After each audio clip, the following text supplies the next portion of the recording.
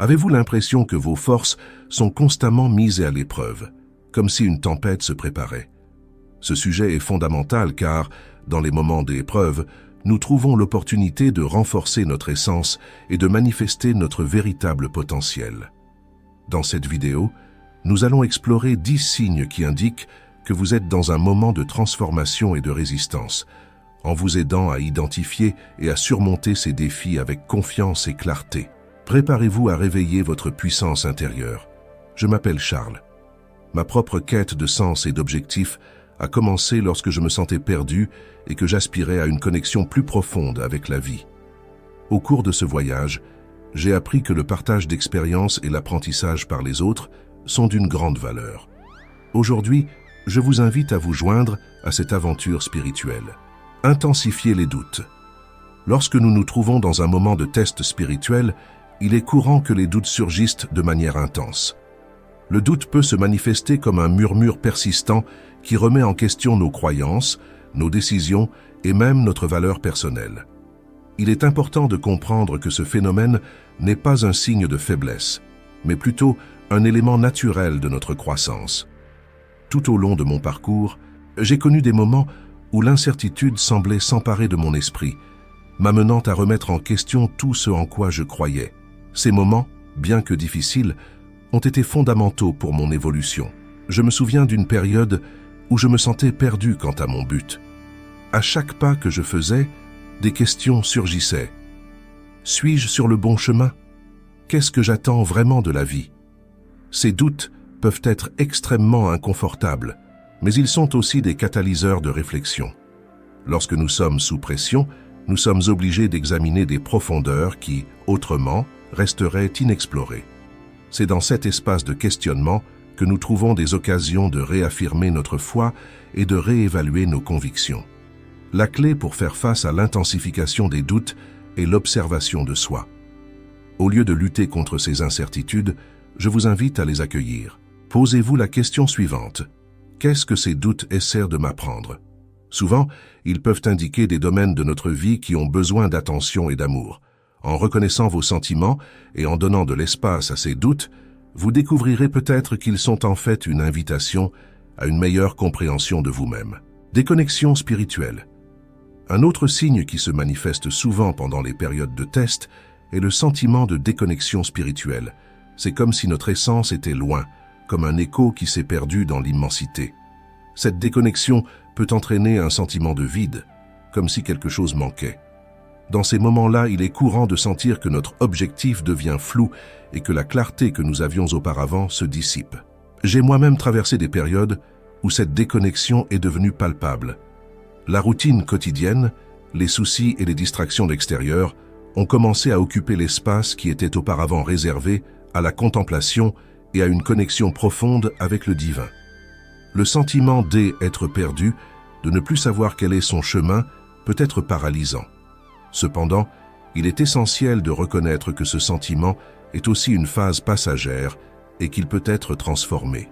Une pratique qui m'a aidé à surmonter ces moments est la méditation. Prenez le temps de vous calmer, d'écouter votre propre respiration et de vous reconnecter à votre essence.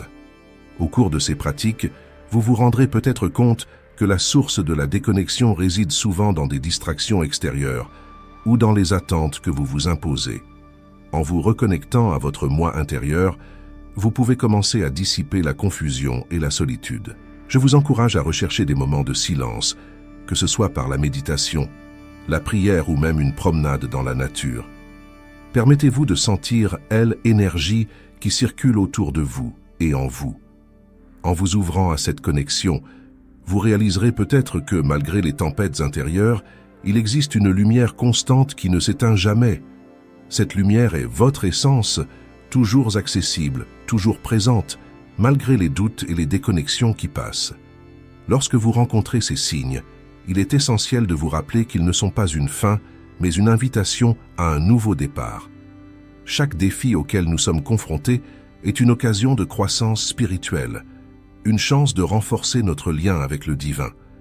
En acceptant vos doutes et en vous reconnectant à votre essence, vous trouverez une force intérieure que vous n'avez peut-être pas encore pleinement reconnue. Ce voyage est le vôtre.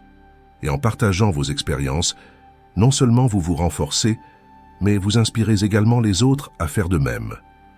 Si vous êtes confronté à des doutes intenses ou à une déconnexion spirituelle, sachez que cela peut être une invitation à une transformation profonde. Le défi spirituel de 21 jours a été créé pour vous guider dans ce processus et vous aider à vous reconnecter à votre essence et à votre but. Vous voulez savoir comment? Consultez le lien dans le premier commentaire. La résistance au changement. La résistance au changement est un phénomène courant auquel nous sommes tous confrontés à un moment ou à un autre de notre vie. Lorsque nous sommes confrontés à la nécessité d'une transformation, qu'elle soit interne ou externe, il est naturel qu'une partie de nous se sente réticente. En effet, le changement évoque souvent l'inconnu, ce qui peut générer de la peur et de l'insécurité. Cependant, c'est précisément dans ce point de résistance que nous pouvons trouver une puissante invitation à la réflexion et à la croissance. Je me souviens d'une période de ma vie où j'ai été confronté à un changement important. J était dans une carrière qui ne me satisfaisait plus, mais l'idée de la quitter me mettait mal à l'aise. J'ai hésité en pensant à toutes les conséquences que cette décision pourrait avoir. La résistance que j'ai ressentie m'a fait prendre conscience que nous sommes souvent plus à l'aise dans nos zones de confort, même si elles ne nous servent plus. J'ai compris que cette résistance était le signe que mon essence était remise en question, et que le changement, bien qu'effrayant, pouvait être la clé d'une vie plus authentique. Lorsque vous avez du mal à accepter les changements nécessaires, il est essentiel de faire une introspection. Posez-vous la question suivante. Qu'est-ce qui m'empêche d'aller de l'avant? La résistance est souvent alimentée par les croyances limitatives que nous entretenons. Ces croyances sont le fruit d'expériences passées, d'un conditionnement social et familial, et peuvent en créer une barrière invisible qui nous empêche de profiter de ce qui nous attend. En reconnaissant ces croyances, nous avons la possibilité de les transformer. Au lieu de les laisser nous bloquer, nous pouvons les affronter et les remplacer par de nouvelles perspectives qui nous rapprochent de notre véritable personnalité. Une pratique que j'ai trouvée très utile est la visualisation. En imaginant le résultat positif du changement que je souhaite, je peux créer un lien émotionnel avec cette nouvelle réalité. Cela m'aide à dissiper la peur et le doute qui peuvent surgir au cours du processus. La visualisation est un outil puissant qui nous permet d'accéder à notre imagination et de façonner la réalité que nous voulons vivre. En visualisant l'avenir que nous souhaitons, nous créons un espace sacré pour de nouvelles possibilités. En outre, il est essentiel de cultiver l'acceptation.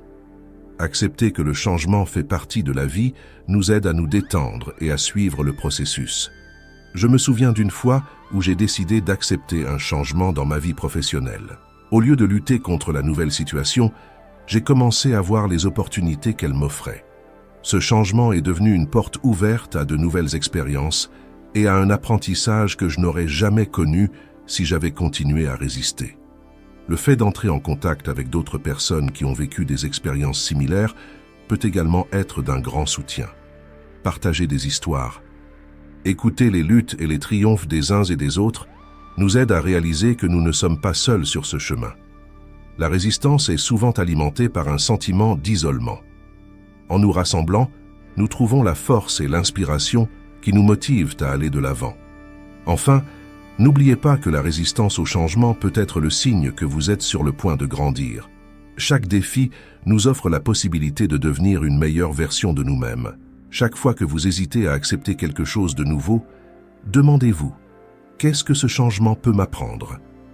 Comment peut-il m'aider à évoluer? En changeant notre point de vue sur la résistance, nous pouvons en faire une force motrice dans notre cheminement spirituel. Émergence de croyances limitantes. Les croyances limitantes sont comme des ombres qui se cachent en nous, attendant le bon moment pour émerger et nous défier. Nous pensons souvent avoir surmonté ces croyances, mais elles peuvent refaire surface dans des moments de vulnérabilité. Lorsque cela se produit, c'est un signe clair que vos forces sont mises à l'épreuve, et il est important que vous reconnaissiez ces croyances afin de vous en libérer et d'aller de l'avant. La première étape pour faire face aux croyances limitantes consiste à les identifier. Posez-vous la question suivante. Qu'est-ce qui m'empêche d'atteindre mes objectifs? Quelles sont les pensées ou les sentiments négatifs qui surgissent lorsque je pense à la réalisation de mes rêves. Ces croyances sont souvent enracinées dans des expériences passées et peuvent se manifester sous la forme d'une peur de l'échec, d'un rejet ou d'une insuffisance. En les amenant à la conscience, vous gagnez du pouvoir sur elles. J'ai vécu une fois un processus au cours duquel une croyance limitative spécifique est revenue me hanter. Je pensais que je n'étais pas assez bon pour mener à bien un projet que je voulais absolument réaliser. Cette croyance m'a paralysé pendant un certain temps, jusqu'à ce que je me rende compte que je me sabotais moi-même. La prise de conscience de cette limitation m'a permis de la remettre en question. Je me suis demandé d'où vient cette croyance. Est-elle vraie? Que puis-je faire pour la remettre en question? J'ai mis en lumière les preuves de mes capacités et, petit à petit, cette croyance a commencé à perdre de sa force. La reprogrammation mentale est une pratique que je trouve précieuse. Lorsqu'une croyance limitative apparaît, au lieu de me laisser emporter par elle, je crée des affirmations positives qui la contrecarrent. Si la croyance est « je ne suis pas assez bon », je peux affirmer « je suis digne de réussir » et je suis prêt à recevoir toutes les bénédictions que la vie a à offrir. La répétition quotidienne de ces affirmations m'aide à construire un nouveau récit et à consolider la nouvelle croyance dans mon esprit. En outre, la pratique de la gratitude est un allié puissant pour surmonter les croyances limitatives. En me concentrant sur les choses dont je suis reconnaissant, je peux passer de la pénurie à l'abondance.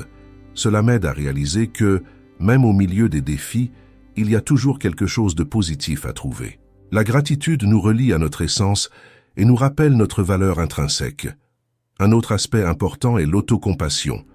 Lorsqu'une croyance limitante apparaît, au lieu de me critiquer ou de me punir, je choisis d'être bienveillante envers moi-même. Je reconnais que nous sommes tous confrontés à des batailles internes et qu'il est normal d'avoir des doutes. En pratiquant l'autocompassion, je crée un espace sûr qui me permet d'explorer ces croyances sans craindre d'être jugé. Cela me permet de les affronter avec courage et amour. Enfin, n'oubliez pas que le processus de libération des croyances limitantes est continu. Au fur et à mesure que nous évoluons, de nouvelles croyances peuvent apparaître et cela fait partie du processus. Ne vous découragez pas si vous rencontrez à nouveau une croyance limitante. Considérez-la plutôt comme une occasion de grandir et d'approfondir votre connaissance de soi. Chaque fois que vous affrontez ces ombres et les transformez en lumière, vous vous rapprochez de votre véritable essence. Inviter la transformation dans votre vie est un acte de courage. Vous êtes un être puissant et capable de façonner votre réalité. En combattant la résistance au changement et les croyances limitatives, vous vous ouvrez à un monde de possibilités. Autorisez-vous à ressentir, à réfléchir et, surtout, à vous transformer. Le chemin spirituel est un voyage riche en apprentissage, et chaque épreuve est une occasion de vous connecter plus profondément à votre véritable essence. Augmentation de l'anxiété et du stress. Lorsque nous rencontrons une augmentation significative de l'anxiété et du stress, c'est comme si nous naviguions en eau trouble. Ces sentiments peuvent être oppressants, et souvent nous ne pouvons pas identifier la racine de ce malaise. Il est essentiel de comprendre qu'en période d'épreuve spirituelle, cette anxiété peut se manifester comme un reflet des forces opposées qui cherchent à nous déstabiliser. Je me souviens d'une époque où je me sentais constamment anxieux, même sans raison apparente. Les petits tracas de la vie quotidienne semblaient s'accumuler, créant un poids insupportable. C'est à ce moment-là que j'ai réalisé que j'y étais mise au défi de regarder à l'intérieur de moi et de évaluer ce qui était vraiment à l'origine de cette tension. La pratique de la méditation est devenue un outil essentiel pour moi. En consacrant quelques minutes par jour à calmer mon esprit et à observer mes pensées, j'ai commencé à identifier les situations ou les personnes qui contribuaient à cette anxiété. Il est facile de perdre de vue l'essence de ce que nous sommes lorsque nous sommes entourés de facteurs de stress externes. Ainsi, lorsque vous ressentez une pression croissante, demandez-vous « Qu'est-ce qui m'affecte vraiment ?» Souvent, la réponse se trouve dans des croyances limitantes ou des situations qui nous donnent un sentiment d'impuissance. C'est une invitation à réfléchir et à identifier les schémas qui doivent être brisés. L'anxiété peut également être le signe que nous résistons aux changements nécessaires dans notre vie. Lorsque nous nous accrochons à une situation qui ne nous sert plus, nous créons un espace de tension émotionnelle. Au lieu de lutter contre ce sentiment, je vous invite à accueillir l'incertitude. La transformation fait partie du voyage spirituel et en permettant à de nouvelles possibilités d'entrer dans votre vie, l'anxiété peut commencer à se dissiper. La visualisation est une pratique qui peut vous aider. Imaginez-vous dans un endroit sûr et paisible. Visualisez l'anxiété comme un nuage sombre qui commence à se dissiper au fur et à mesure que vous respirez profondément. Chaque respiration apporte un sentiment de paix et chaque expiration libère la tension accumulée. Cette technique permet non seulement de soulager le stress, mais aussi de renforcer votre connexion avec votre essence intérieure, ce qui vous permet de vous ancrer dans la paix qui existe déjà en vous. Interruption dans les relations. Lorsque nous percevons des conflits et des disharmonies dans nos relations, nous avons souvent l'impression de traverser des tempêtes émotionnelles. Les relations sont des miroirs qui reflètent notre état intérieur et souvent, lorsque nous sommes soumis à une épreuve spirituelle, ces désaccords peuvent s'intensifier. Ils deviennent une distraction. J'ai choisi de réfléchir à ce que ces conflits m'apprenaient. Lorsque vous êtes confronté à un manque d'harmonie dans vos relations, il est important de vous rappeler que chaque interaction est une occasion d'apprentissage. Posez-vous la question suivante. Qu'est-ce que cette situation m'apprend sur moi-même? Quels sont les aspects de ma personnalité qui sont mis à l'épreuve? Les désaccords résultent souvent d'attentes non satisfaites ou de besoins non communiqués. Une approche qui peut s'avérer extrêmement efficace est la pratique de la communication consciente. Au lieu de réagir impulsivement à un conflit, essayez d'écouter l'autre personne avec empathie. Essayez de comprendre le point de vue de l'autre avant d'exprimer le vôtre. Cela permet non seulement de désamorcer la situation, mais aussi de promouvoir une atmosphère de respect et de compréhension mutuelle. En outre, il est essentiel de reconnaître que toutes les relations n'ont pas besoin d'être maintenues. Il est parfois nécessaire de se défaire de liens qui ne nous servent plus. Cela ne signifie pas que nous devons agir de manière impulsive, mais plutôt que nous devons évaluer honnêtement quelles sont les relations saines et quelles sont celles qui drainent notre énergie. En nous débarrassant de ce qui n'est plus en résonance avec notre essence, attirant des personnes qui vibrent sur la même fréquence spirituelle que vous. Ces expériences, bien que difficiles, sont des opportunités de croissance et de connaissance de soi. En reconnaissant les signes indiquant que vos forces sont mises à l'épreuve, vous pouvez mieux vous préparer à relever les défis et à en sortir plus fort. Le chemin spirituel est plein de leçons, sans carte ni boussole pour vous guider.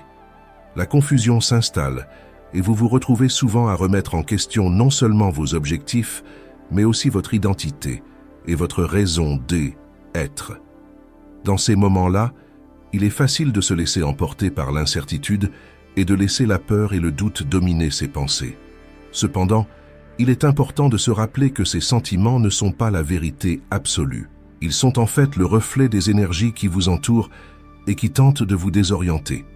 Lorsque j'ai rencontré des périodes de confusion, j'ai appris à regarder plus profondément ce qui se passait en moi. Vous devriez faire de même. La méditation est un moyen efficace de retrouver la clarté. Prenez un moment dans votre journée pour vous asseoir tranquillement, fermez les yeux et vous connecter à votre essence. Pendant ces moments, j'ai déjà expérimenté un retour à la paix intérieure qui m'a permis de voir les choses plus clairement. Parfois, les réponses que vous cherchez se trouvent déjà à l'intérieur de vous et ne demandent qu'à être découvertes. La méditation permet de faire taire les voix extérieures qui peuvent interférer avec votre discernement. Une autre méthode que j'ai trouvée utile est l'écriture réflexive. Coucher ses pensées sur le papier peut aider à organiser son esprit. En écrivant sur vos préoccupations et vos incertitudes, vous pouvez commencer à identifier des modèles et des thèmes qui doivent être abordés. C'est un acte de connaissance de soi et, en même temps, un exercice de libération. Posez-vous la question suivante. Qu'est-ce que j'attends vraiment de ma vie? Ou quels sont mes véritables objectifs? En écrivant, vous vous autorisez à explorer non seulement ce que vous voulez, mais aussi ce qui vous empêche d'y parvenir. Le contact avec la nature peut également être une source de clarté. Lorsque vous vous promenez, par exemple, la simplicité de l'environnement naturel peut vous aider à clarifier votre esprit. La beauté des arbres, le chant des oiseaux et la sensation du vent sur votre visage peuvent vous apporter une perspective nouvelle. Au cours de mes promenades, j'ai souvent trouvé des solutions à des questions qui semblaient insolubles. La nature possède une sagesse intrinsèque qui peut nous aider à voir ce qui compte vraiment. Il est essentiel de reconnaître que la confusion et le manque de direction font partie du voyage. Nous sommes tous confrontés à ces moments à différentes étapes de notre vie. Au lieu d'y résister, acceptez-les comme des opportunités de croissance. Demandez-vous ce que cette phase d'incertitude peut vous apprendre. Quelles sont les leçons que vous n'avez pas encore apprises? En adoptant cet état d'esprit, vous transformez un défi en une opportunité. Enfin, n'oubliez pas que la clarté vient souvent après la tempête. Croyez que même lorsque les choses semblent incertaines, un objectif plus important est à elle œuvre. La vie est un flux constant, et souvent ce qui semble être une déviation est en fait un recalibrage de votre chemin. En gardant l'esprit ouvert et le cœur réceptif, vous retrouverez le chemin de la lumière. Fatigue émotionnelle.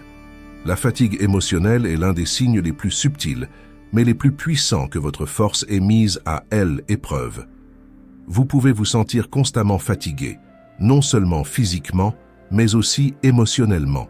Cet épuisement peut résulter de pressions extérieures, de relations stressantes ou même de l'accumulation de soucis intérieurs. Lorsque je me suis retrouvé dans cette situation, j'ai compris qu'il était essentiel de faire une pause et de réévaluer ce qui me vidait de mon énergie. L'une des premières choses à faire lorsque vous ressentez cette fatigue est de prêter attention à vos interactions. Les personnes qui vous entourent contribuent-elles à votre énergie ou la drainent-elles? Nous sommes souvent entourés de relations malsaines qui sapent notre vitalité. Évaluez qui apporte une réelle valeur ajoutée à votre vie et qui, d'une certaine manière, vous apporte plus de poids que de légèreté. Cette réflexion peut être douloureuse, mais elle est nécessaire pour rétablir votre équilibre émotionnel. Il est fondamental de prendre soin de soi. Il ne s'agit pas seulement de prendre soin de son corps, mais aussi de nourrir son âme. Consacrez du temps à des activités qui vous font du bien, lire un livre inspirant, pratiquer un hobby ou simplement vous détendre dans un bain chaud. Lorsque vous donnez la priorité à votre bien-être, même à petite dose, vous commencez à retrouver votre énergie et votre clarté. Un autre aspect important est la gestion du stress. La fatigue émotionnelle est souvent liée à une accumulation de stress non traité. Les techniques de relaxation telles que la respiration profonde, le yoga ou la pleine conscience peuvent être extrêmement efficaces. Au cours d'une période difficile de ma vie, j'ai découvert que la respiration consciente était un moyen d'ancrer mon esprit et mon corps. En me concentrant sur ma respiration, j'ai réalisé que je pouvais relâcher les tensions accumulées et ainsi retrouver mon énergie vitale. Il est également essentiel d'apprendre à dire non. Nous nous encombrons souvent d'engagements dont nous ne voulons pas ou qui ne sont pas indispensables. En vous autorisant à refuser les invitations ou les obligations qui ne nourrissent pas votre âme, vous faites de la place pour ce qui compte vraiment. Rappelez-vous qu'il est tout à fait acceptable de donner la priorité à votre bien-être. Essayez également de fixer des limites claires dans vos relations.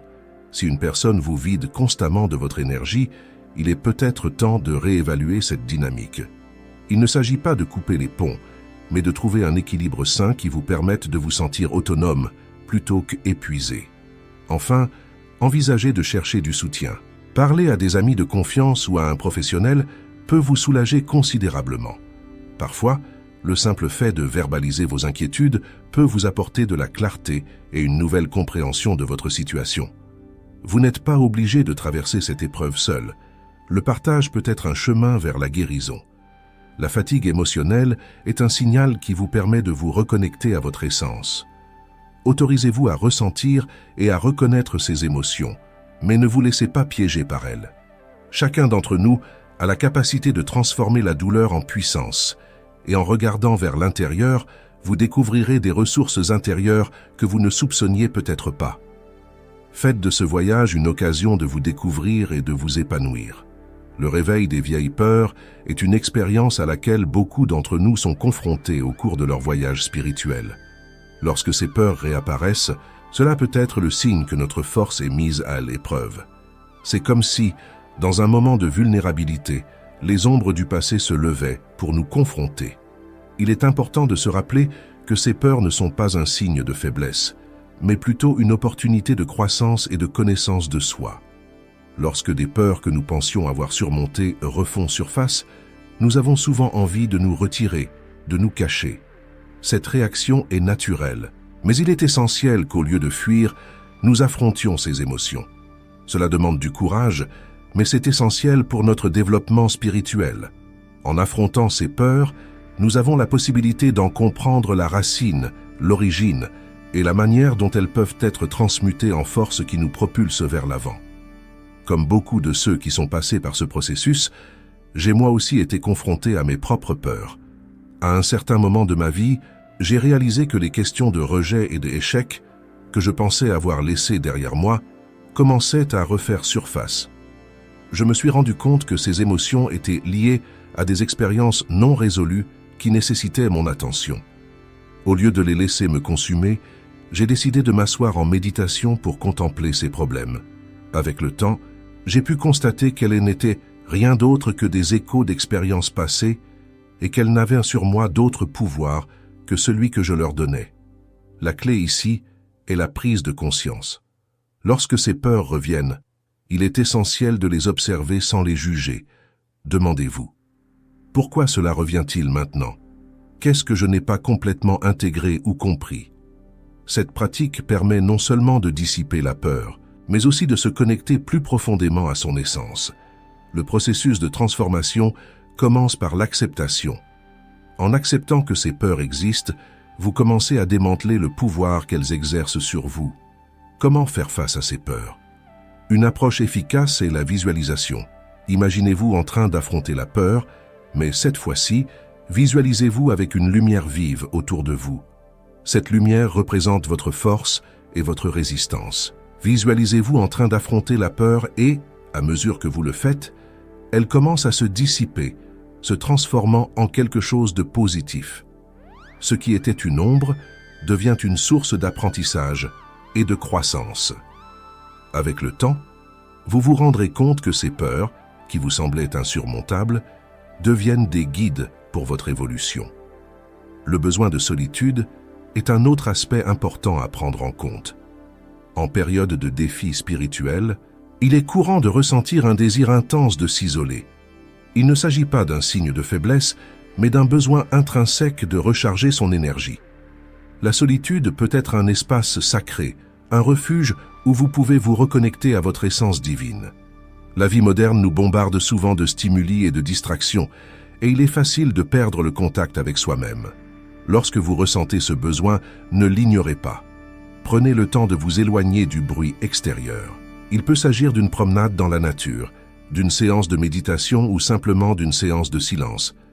Pendant ces moments de solitude, vous pouvez réévaluer vos forces, réfléchir à vos expériences et vous connecter à votre intuition. Cet espace vous permet d'écouter la voix intérieure qui est souvent noyée dans le chaos de la vie quotidienne. Tout au long de mon parcours, j'ai appris que la solitude peut être un catalyseur de transformation. Au cours d'une période difficile de ma vie, je me suis retiré dans un endroit calme où je pouvais réfléchir à mes peurs et à mes incertitudes. Pendant cette période, j'ai réalisé que la solitude n'était pas un signe d'abandon, mais une occasion d'embrasser et d'accueillir toutes les parties de moi-même. C'est dans cet espace que j'ai pu intégrer les leçons que la vie m'avait apprises et devenir ainsi plus forte. La solitude nous donne également l'occasion de réévaluer nos relations et les énergies qui nous entourent. Parfois, les interactions sociales peuvent être épuisantes et il est essentiel de discerner ce qui est bénéfique pour nous. En vous isolant temporairement, vous pouvez vous libérer des influences extérieures et vous reconnecter à votre vérité. Posez-vous la question suivante. Quelles sont les relations qui me nourrissent et celles qui me épuisent? Cette clarté peut être transformatrice et vous permettre de choisir consciemment avec qui vous voulez partager votre énergie. En résumé, le réveil de vieilles peurs et le besoin de solitude sont deux aspects cruciaux de notre voyage spirituel. Chaque défi que nous rencontrons est une opportunité de croissance. En acceptant nos peurs et en recherchant l'espace de solitude, nous nous permettons d'intégrer et de transmuter les énergies qui nous entourent. Je vous invite à réfléchir à vos expériences. Quelles sont les peurs qui ont refait surface dans votre vie? Comment pouvez-vous les aborder de manière consciente et transformatrice? Et qu'en est-il de la solitude? Comment pouvez-vous créer des moments sacrés pour vous reconnecter à vous-même? Le voyage n'est pas linéaire, mais chaque pas fait avec courage et amour nous rapproche de notre essence divine.